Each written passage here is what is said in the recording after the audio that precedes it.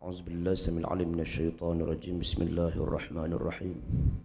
إلى حضرة النبي مصطفى صلى الله عليه وسلم وكافة الأنبياء والمرسلين والملائكة المقربين وخصوصا روح سيدنا محمد صلى الله عليه وسلم ولشيخنا الشيخ حجي محمد سعيد بن عمر رحمه الله تعالى، وإلى روح شيخنا الشيخ حجي عمر زهدي بن محمد صالح رحمه الله تعالى، وإلى روح شيخنا الشيخ حجي عبد الوهاب بن حسن حفظه الله تعالى، وإلى روح شيخنا الشيخ حجي صالح بن موسى رحمه الله تعالى، وإلى شيخنا الشيخ إسماعيل بن عمر حفظه الله تعالى، وإلى معلمينا وإلى والدينا شألهم الفاتحة. أعوذ بالله من الشيطان الرجيم. بسم الله الرحمن الرحيم. الحمد لله رب العالمين الرحمن الرحيم مالك يوم الدين. إياك نعبد وإياك نستعين. اهدنا الصراط المستقيم صراط الذين أنعمت عليهم غير المغضوب عليهم ولا الضالين آمين. أعوذ بالله السميع العليم من الشيطان الرجيم. بسم الله الرحمن الرحيم. السلام عليكم ورحمة الله تعالى وبركاته. الحمد لله رب العالمين، وأفضل الصلاة وأتم التسليم على سيدنا وحبيبنا وشفيعنا محمد بن عبد الله صلى الله عليه وسلم وعلى آله وأصحابه ومن تبعهم بإحسان إلى يوم الدين. سبحانك لا علم لنا إلا ما علمتنا إنك أنت العليم الحكيم، ولا حول ولا قوة إلا بالله العلي العظيم. سبحانك لا علم لنا إلا ما علمتنا إنك أنت العليم الحكيم، ولا حول ولا قوة إلا بالله العلي العظيم. سبحانك لا علم لنا إلا ما علمتنا إنك أنت العليم الحكيم، ولا حول ولا قوة إلا بالله العلي العظيم. اللهم فقهنا في الدين وعلمنا تأويل. اللهم اجعلنا من الذين يستمعون القول فيتبعون أحسنه. رب اشرح لي صدري ويسر لي أمري واحلل عقدة من لساني يفقهوا قولي. ربنا زدنا علما وارزقنا فهما واجعلنا من الصالحين. أما بعد. Alhamdulillah, tamat sekali dan selamanya, marilah sama-sama kita merafakkan syukur kehadrat Allah Subhanahu wa taala. Petang ni kita dapat teruskan lagi pengajian bagi sesi petang bagi kitab tafsir Nurul Ihsan. Sambungan kita masih dalam surah Al-Baqarah pada ayat 148. Qala Allah Subhanahu wa ta'ala, a'udzu billahi minasy syaithanir rajim. Wa likulli wijhatun huwa muwalliha fastabiqul khairat aynama takunu ya'ti bikumullahu jami'a. Inna Allah ala kulli syai'in qadir. Wa min haythu kharajta fawalli wajhaka syatral masjidil harami wa innahu lal haqqu min rabbika wa ma Allahu bighafilin amma ta'malun.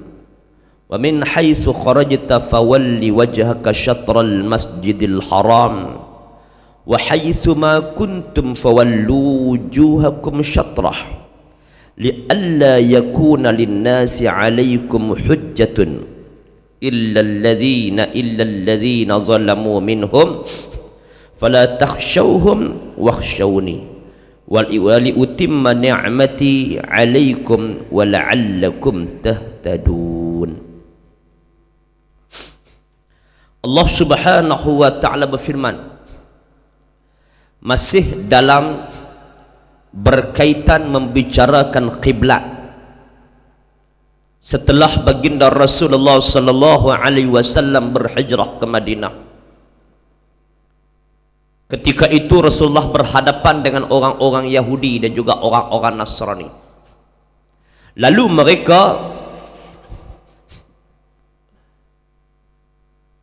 ketika mana Rasulullah sallallahu alaihi wasallam sampai untuk menyampaikan dakwah, ketika itu mereka kata kepada Rasulullah, ya Muhammad, Kami tak sama dengan kamu. Sebab kamu ni sembahyang menghadap ke arah Kaabah. Kalau kata kamu solat menghadap ke arah Baitul Maqdis, kami ikut. Tu ayat yang mana yang kita bahas yang lalu. Maka Allah Subhanahu wa taala menceritakan dengan firman-Nya, walikulli wajhatun huwa muwalliha. Walikulli wijhatun, walikulli itu yaitu umat, dan bagi tiap-tiap umat itu, dan tiap-tiap bagi umat itu pihak kiblat ia hadap akan dia mukanya kepada sembahyang.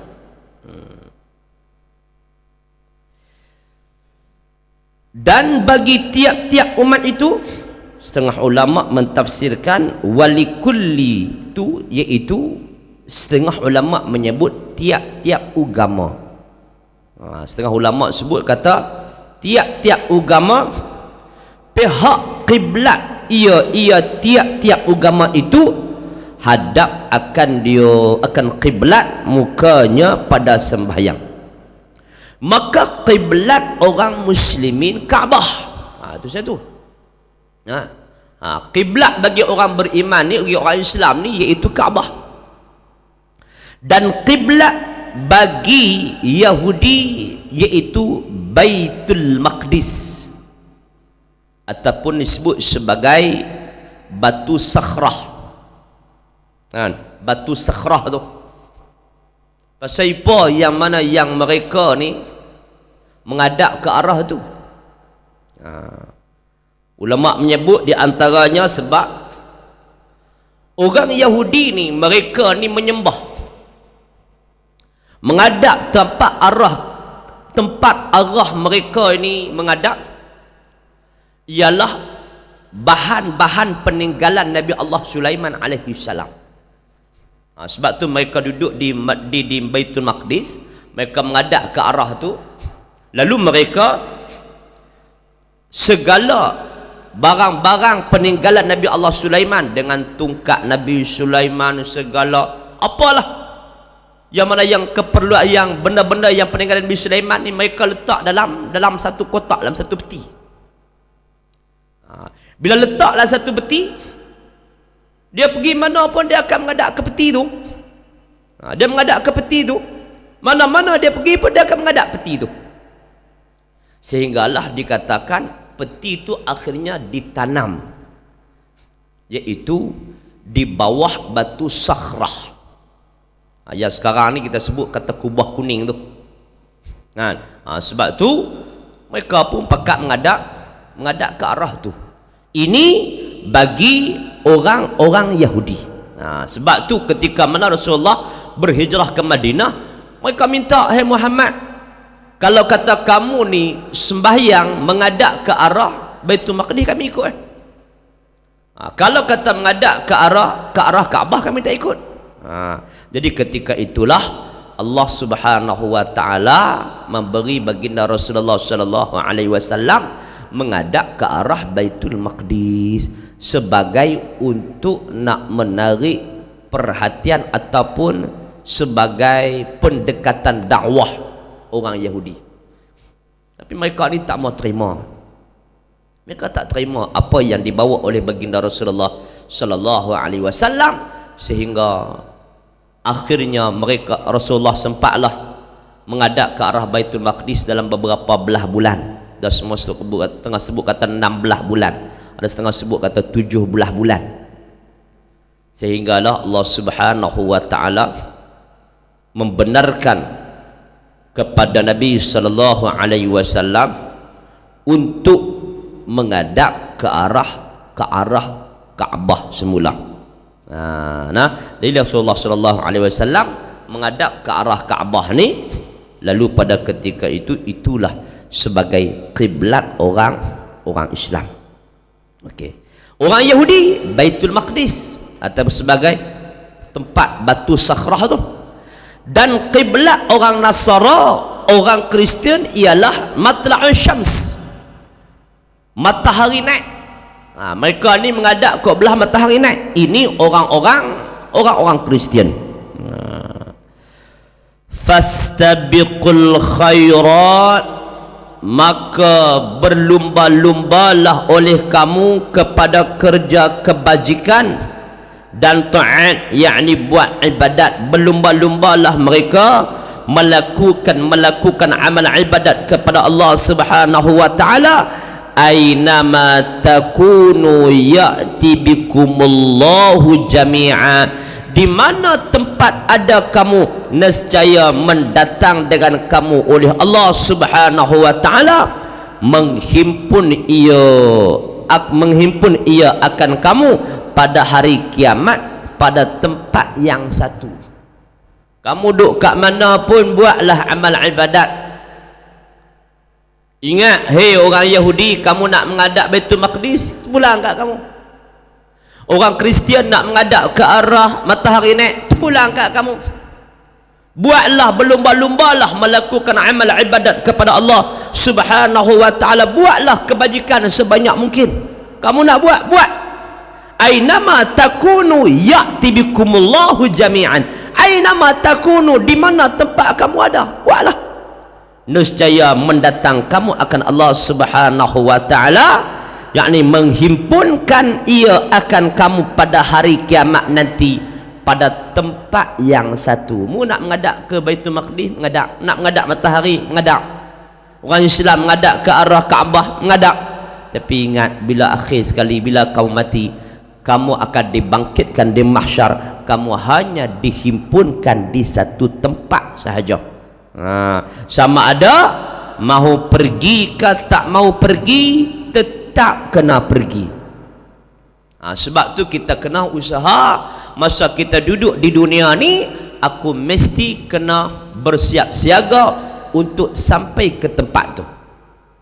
Semalam kita belajar dalam kitab hadis. Semalam kita belajar dalam kitab hadis berkaitan penawar hati, bagaimana keadaan orang yang berada di mahsyar, yang akan ditenggelamkan dengan peluh mereka, kecuali 7 golongan yang berada di bawah naungan arasy Allah Subhanahu wa taala. Jadi semua akan pergi ke sana belakang, tak ada tempat lain. Dan orang yang Islam, orang yang beriman, mereka akan dapat duduk di bawah naungan arasy Allah Subhanahu wa taala daripada 7 golongan tadi ni. Kalau kata yang Islam tak masuk 7 golongan tu, sama juga macam orang kafir, tak ada tempat teduh juga. Sebab tu kita kena usaha mendapat 7 golongan yang disebut oleh baginda Rasulullah sallallahu alaihi wasallam. Apa dia? Al-imamun adil, pemimpin yang adil. Itu kita kena ada. Kita kena usaha jadi pemimpin yang adil. Yang kedua, pemuda yang hidup dia dalam keadaan melakukan amal ibadat kepada Allah Subhanahu wa taala. Yang ketiga, seorang lelaki yang mana yang hatinya bertaut dengan masjid. Yang keempat, iaitu 2 orang berkenal-kenalan, berkasih sayang antara mereka, bertemu mereka kerana Allah dan berpisah mereka juga kerana Allah Subhanahu wa taala. Yang kelima, seorang lelaki yang diajak oleh seorang wanita yang cantik, yang mempunyai kedudukan, ajak melakukan dosa, dia mengatakan inni akhafullahu rabbil alamin. Yang keenam, golongan yang disebut oleh Nabi sallallahu alaihi wasallam, orang yang bersedekah pada tangan kanan, tangan kiri tak tahu, dalam keadaan dia melakukan ibadat itu, melakukan kebajikan sedekah itu dalam keadaan sembunyi. Yang terakhir, yang ketujuh, orang yang mana menyebut zikrullah, menyebut nama Allah dalam keadaan sunyi, dan dia mengalir air matanya kerana Allah Subhanahu wa ta'ala, kerana takutkan Allah Subhanahu wa ta'ala. 7 golongan ini sahaja yang akan berada di bawah naungan arasy Allah Subhanahu wa ta'ala. Yang lain tak ada. Yang lain tak ada. Jadi Nabi sallallahu alaihi wasallam menyebut sini bahawa bagaimana apa yang difirmankan oleh Allah Subhanahu wa taala keadaan mereka di mahsyar nanti. Walaupun mereka ni nak sembah apa ikut, akhir sekali kamu akan dihimpun dalam satu tempat. Nak pergi ataupun tak nak pergi, kamu tetap kena pergi. Nak pergi ataupun tak nak pergi, kamu tetap kena pergi. Walaupun sekarang ni kamu nak pergi ke Mekah untuk mengerjakan ibadah umrah dan haji, kamu nak pergi ke tak nak pergi, itu pulang lagi. Orang yang dijemput oleh Allah dapatlah pergi. Ada pun orang yang tak jemput tak dapat pergi. Yang ni di mahsyar nanti, kamu nak pergi ataupun tak nak pergi, tetap kamu kena pergi. Sekarang ni kamu nak semayang, nak solat, nak sembah kok mana pun ikut suka kamu. Fastabiqul khairat, berlumba-lumbalah untuk buat kebaikan, buat ibadat. Tapi satu hari nanti kamu akan dihimpunkan di satu tempat saja. Maka balasan ia akan maka membalas ia akan kamu dengan segala jenis amalan kamu daripada baik dan jahat. Daripada baik dan jahat kamu akan dibalas. Sebab tu Allah Subhanahu wa taala berfirman, fastabiqul khairat, berlumba-lumbalah untuk buat kebaikan. Orang yang buat baik banyak, orang melakukan amal banyak, orang yang buat kebajikan banyak, mereka akan mendapat ganjaran di sisi Allah Subhanahu wa taala. Mereka akan dapat syurga Allah Subhanahu wa taala. Allah balas.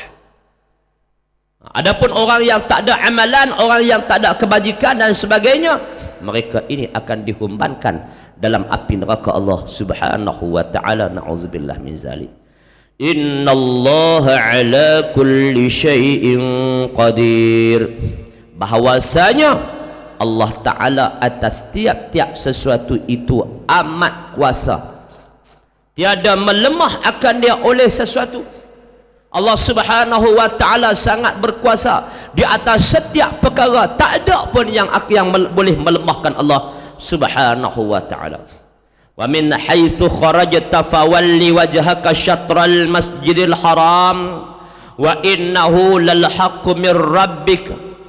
Dan di mana tempat engkau keluar musafir ya Muhammad, kamu nak pergi mana musafir mana pun ikut suka kamu wahai Muhammad, maka berhadap olehmu akan muka engkau pada ketika semayang itu akan pihak Masjidil Haram.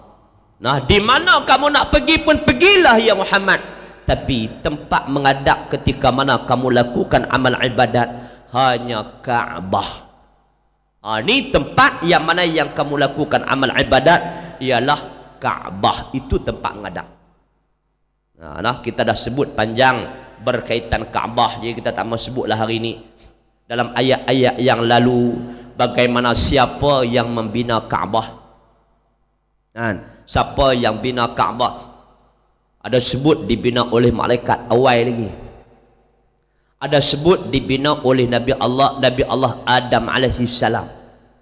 Kan Adam bertemu dengan Hawa di Arafah, dan mereka pun bina Kaabah ni, satu rumah yang tinggi yang besar. Kemudian ketika mana zaman Nabi Allah Nuh alaihi salam kena bah habis, tenggelam habis Kaabah, runtuh habis Kaabah. Pada zaman Nabi Allah Ibrahim alaihi salam, ketika itu Allah Subhanahu wa taala perintah supaya bina semula. Nak cari mana tapak dia, contention dia, tapak dia tu nak cari balik. Bila cari, Allah Subhanahu wa taala tunjuk isyarat dengan awan. Tengok kat situ, maka di situlah awan pakat berimpun. Situlah tapak asas Kaabah. Korek sikit, jumpalah asas dia. Yang mana setengah sebut kata dibina oleh Nabi Allah Adam alaihissalam, setengah sebut kata dibina oleh malaikat sebelum daripada Nabi Adam lagi. Jadi Nabi Allah Ibrahim membina semula Kaabah itu dengan anaknya Nabi Allah Ismail alaihissalam. Situlah tempat kita menghadap. Tempat kita menghadap ketika mana kita solat. Nabi Ibrahim dia ada berapa orang anak dia? Antara anaknya Nabi Allah Ismail, antaranya anak dia adalah Nabi Allah Ishaq. Nabi Ismail anak Hajar, Ishaq anak Sarah. Ishaq berada dengan ibunya di Palestin. Sarah duduk Palestin. Hajar duduk di Mekah. Nah, kemudian pula Nabi Allah Ismail alaihi salam anak Nabi Allah Ibrahim alaihi salam jadi nabi di Mekah. Dakwah pada ketika itu. Kemudian pula Nabi Allah Ishaq alaihi salam jadi nabi di Baitul Maqdis. Selepas kewafatan Nabi Allah Ismail alaihi salam, tak ada dah keturunan tu hak jadi nabi, jadi rasul. Adapun Nabi Allah Ishaq alaihi salam, anak dia tu ada lagi jadi nabi. Nah, Nabi Ibrahim nabi, anaknya adalah Nabi Allah Ismail, Nabi Ishaq alaihi salam. Anak Ishaq adalah di antaranya Yaqub. Anak Yaqub Yusuf. Yaqub ni dia mempunyai ada 12 orang anak. Itulah asal-asalnya jadi Bani Israel. Yaqub ni setengah sebut nama dia adalah Israel. Tu kata Bani Israel adalah anak-anak cucu Nabi Allah Yaqub alaihi salam. Dan Nabi Allah Yaqub alaihi salam ketika mana berlaku kemarau panjang dan sebagainya, tak ada terputus bekalan, tak ada makanan. Ketika itu Nabi Allah Yusuf alaihi salam menjadi kerajaan di Mesir. Masa itulah keluarga 12 beradik ini, yang sebelah lagi ni, sebelah beradik semua datang ke Mesir, dapatkan makanan dan berlindung di Mesir. Selepas Nabi Allah Yusuf alaihi salam wafat, maka ketika itu selepas daripada tu Fir'aun, itulah jadi Bani Israel yang duduk di Mesir. Dan pada zaman Nabi Allah Musa, mereka ini boleh patah balik dengan melintasi lintah laut, dapat timbul balik sebelah sana, dapat kembali ke perkampungan mereka semula. Itu di kalangan Bani Israel. Okey. Jadi sebab itulah orang-orang kafir Quraisy, orang-orang Yahudi kata apa? Muhammad ni, mereka tak percaya kata Muhammad ni nabi. Sebab apa? Kalau nabi mesti lahir di Palestin, mesti diutuskan di Palestin. Ni pasal apa duduk di Mekah. Adapun keturunan Nabi Allah Ishaq tu ramai sampailah Nabi Allah Isa alaihi salam. Adapun keturunan Nabi Ismail tak ada sampai terus kepada Nabi Muhammad sallallahu alaihi wasallam.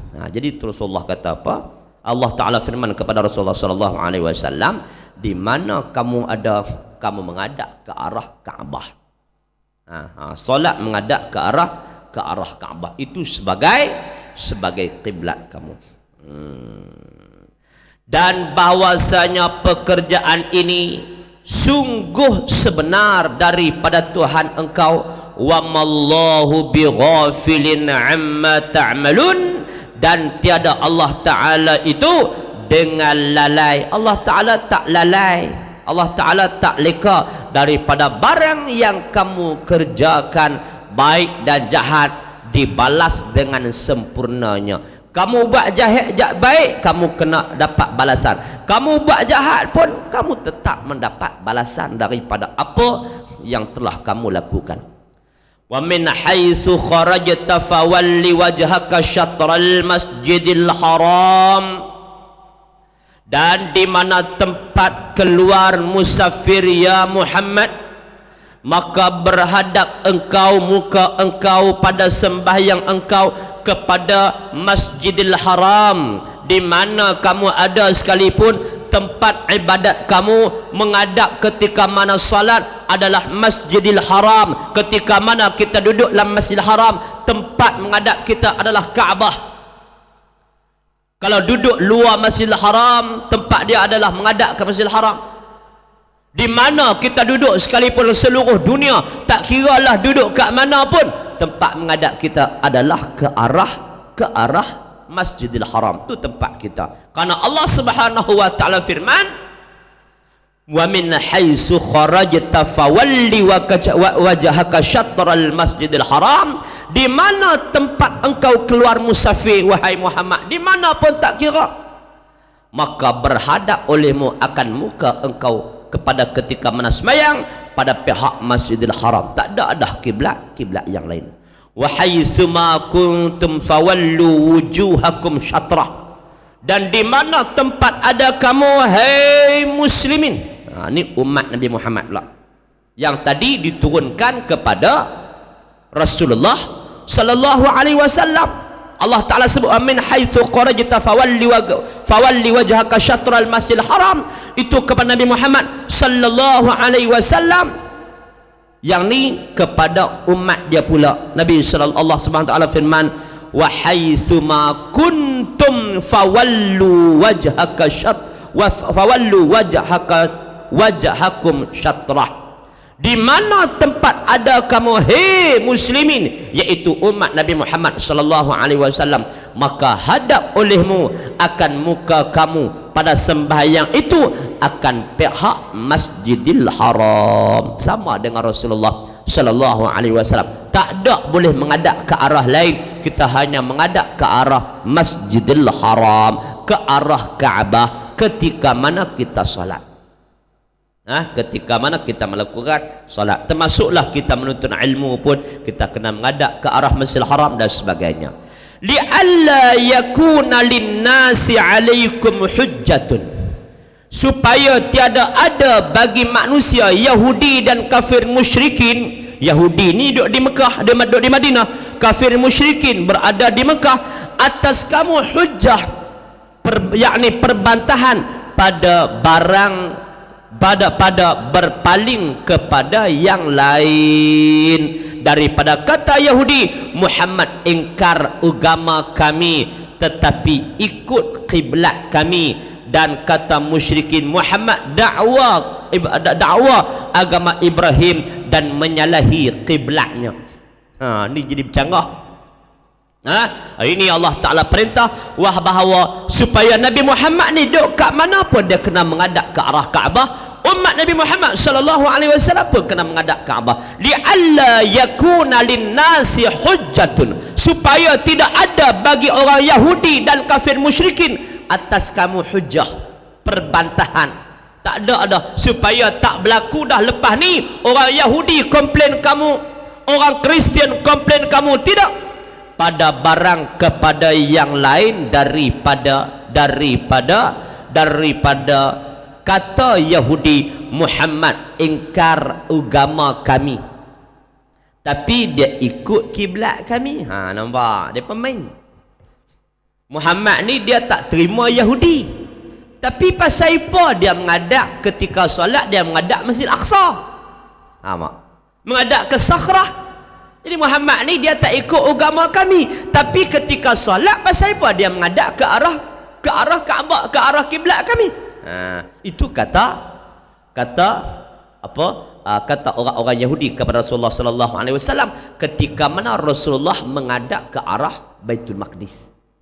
Pasal apa Rasulullah menghadap ke arah Baitul Maqdis? Sebagai pendekatan. Sebab sebelum ni mereka kata apa? Hei Muhammad, kami tak boleh ikut agamamu. Pasal apa? Sebab kamu menghadap ke arah Masjidil Haram, kami menghadap ke arah Masjid Aqsa, Palestin. Tapi kalau kata kamu menghadap ke arah Masjid Aqsa, kami ikut.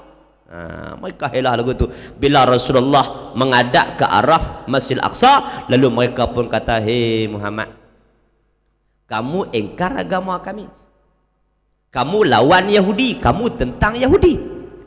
Tetapi ketika mana kamu salat, kenapa kamu ikut kiblat kami, Baitul Maqdis? Dia main gitu. Dan kata orang musyrikin pula, hei Muhammad, kamu dakwa kamu ikut agama Ibrahim, tapi pasal apa kamu menyalahi kiblatnya? Kamu kata kamu ikut agama Nabi Ibrahim, tapi pasal apa kamu tak ikut kiblat Nabi Ibrahim? Ini masa ketika Rasulullah menghadap ke arah Baitul Maqdis. Mana kiblat Nabi Ibrahim? Kiblat Nabi Ibrahim adalah Kaabah. Ketika itu Allah Subhanahu wa taala perintah supaya fawallu wajhaka syatral masjidil haram. Nah, ini yang disebut oleh Allah Subhanahu wa taala, fawallu wujuhakum syatrah. Semua kita menghadap ke arah Kaabah belaka. ketika mana solat. Jadi tak berlaku dah pertikaian lepas ni. Orang Yahudi mereka kata, kamu kata Muhammad ni lawan agama kamu tapi ikut kiblat kamu. Tak, Muhammad tak ikut kiblat kamu dah. Muhammad ikut kiblat, ikut Kaabah, menghadap ke arah Kaabah. Orang kafir musyrikin mereka kata bahawasanya Nabi Muhammad mengakui bahawa ikut agama Ibrahim dan tak ikut kiblat Ibrahim. Tak akan timbul dah, sebab memang Nabi Muhammad sallallahu alaihi wasallam menghadap ke arah Masjidil Haram, menghadap ke arah Kaabah sebagai kiblat Nabi Muhammad sallallahu alaihi wasallam. Muslimin muslimat yang dirahmati Allah sekalian, illalladzina zalamu minhum, melainkan segala mereka yang zalim daripada mereka itu dengan inat. Nah, apa dia inat? Inat yang kita bahas begini, olok-olok. Mereka ini berolok-olok, mereka ini tu inat kan. Olok-olok, mereka tak terima apa yang dibawa oleh Nabi Muhammad sallallahu alaihi wasallam. Mereka olok-olok, itu dipanggil inat. Maka bahwasanya mereka itu berkata, tiada berpaling ia kepada Kaabah itu melainkan kerana cenderung kepada agama bapa-bapaknya. Yang dia paling kepada Kaabah ini kerana mereka ini, kerana Rasulullah cenderung kepada agama bapa-bapaknya, ialah Nabi Allah Ismail dan Nabi Allah Ibrahim alaihissalam. Fala takhshawhum, maka jangan kamu takut akan mereka itu, jangan sesekali kamu takut mereka itu. Wakhshawni, dan takut olehmu akan daku dengan junjung suruhmu. Jangan duk takut kepada Yahudi, Allah Ta'ala kata, dan jangan kamu takut kepada orang Kristian, dan jangan kamu takut kepada orang kafir musyrikin, tetapi takutlah olehmu akan daku wali utimma ni'mati alaikum, dan supaya aku hendak sempurnakan akan segala nikmatku atas kamu. Apa dia nikmat Allah Subhanahu wa taala yang paling besar? Dengan hidayah kepada segala tanda-tanda agama Islam. Allah Ta'ala bagi petunjuk kepada tanda-tanda mereka yang mengikut agama Allah Subhanahu wa ta'ala, yang mereka minta ihdinas siratal mustaqim, tunjukkanlah kepada kami jalan yang lurus. Mana jalan yang lurus? Berpegang teguh kepada agama Allah Subhanahu wa ta'ala, dengan ketika mana kita salat, kita ibadah, kita menghadap ke arah Kaabah. Itu sebagai apa yang disebut oleh Allah Subhanahu wa ta'ala, wala'allakum tahtadun, dan mudah-mudahan kamu dapat hidayah kamu kepada yang hak, yakni jalan agama Islam. Kita nak kepada petunjuk itu adalah agama Islam, agama yang dibawa oleh baginda Rasulullah sallallahu alaihi wasallam. Maka apa yang dibawa oleh Nabi Muhammad sallallahu alaihi wasallam itu adalah agama yang sebenar, yang diturunkan oleh Allah Subhanahu wa taala. Semoga kita menjadi golongan yang beriman dan bertakwa kepada Allah Subhanahu wa taala, insya-Allah. Jadi cukup sekarang itu untuk pada petang ni. Insya-Allah petang ni kita baca sebuah saja kitab Tafsir Nurul Ihsan, kita baca hadis pada petang ni. Insya-Allah kita bertemu lagi pada pengajian yang lalu. Wallahu subhanahu wa ta'ala alam. Asma qala kama arsalna fikum rasulan minkum. Wallahu subhanahu wa ta'ala a'lam. Wala ilma lana illa ma 'allamtana innaka antal alimul hakim. ولا حول ولا قوة إلا بالله العلي العظيم. اللهم افتح علينا فتوح العارفين كما فتحتها على أنبيائك وأوليائك آخرين. اللهم إنك تعلم أن هذه القلوب قد اجتمعت على محبة يعتقد على طاعتك، وتوحدا على دعوتك وتعاهدا على نصرة الشريعة فوسق اللهم ربطتها فوسق اللهم ربطتها فوسق اللهم ربطتها وأدم ودها واهدها سبلها واملأها بنورك الذي لا يخبو واشرح صدرها فيض الإيمان بك وجميتك عليك وأحييها بمعرفتك وأمتها على شرتي في سبيلك إنك نعم المولى ونعم النصير صلى الله على سيدنا محمد وعلى آله وصحبه وسلم والحمد لله رب العالمين. Assalamualaikum warahmatullahi ta'ala wabarakatuh. Subhanakallahumma hamdika asyhadu an la ilaha illa anta astaghfiruka wa atubu ilaik. Bismillahirrahmanirrahim. Al-'asr innal insana fi khusrin illa alladhina amanu wa 'amilus shalihat wa tawassaw bil haqq wa tawassaw bis sabr walhamdulillahi rabbil alamin. Ya Rabbana a'tarafna bi annana aqtarafna wa ananna asrafna ala lada asrafna. Ya Rabbana a'tarafna bi annana aqtarafna wa ananna asrafna ala lada asrafna. فتب علينا توبة تغسل لكل حوبة واستر لنا العورات وآمن الروعات. فتب علينا توبة تغسل لكل حوبة واستر لنا العورات وآمن الروعات. يا ربنا اعترفنا بأننا أقترفنا وآننا أسرفنا على لظى أسرفنا.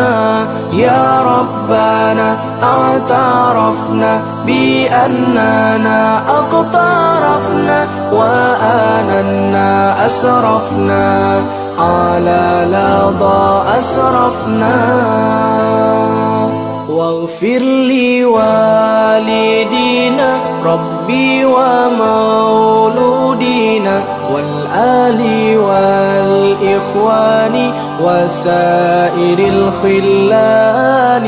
واغفر لوالدينا ربي ومولودينا والآل والإخوان وسائر الخلان.